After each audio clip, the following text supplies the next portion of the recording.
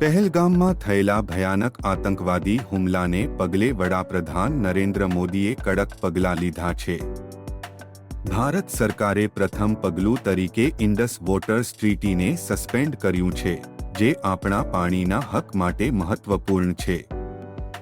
બીજું, સીમાબંધ અને વિઝા પ્રતિબંધ લાગુ કરવામાં આવ્યા છે, જેથી શાંતિ જાળવી શકાય. કૂટનીતિક સંબંધોમાં ઘટાડો કરીને ભારતે વિશ્વને સ્પષ્ટ સંદેશો મોકલ્યો છે કે આતંકવાદને સહન નહીં કરવામાં આવે.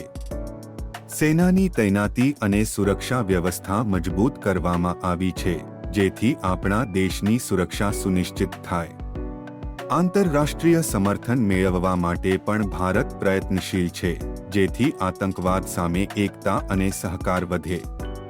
આ તમામ પગલાંઓ ભારતના મજબૂત અને નિર્ધારિત પ્રતિબદ્ધતાને દર્શાવે છે.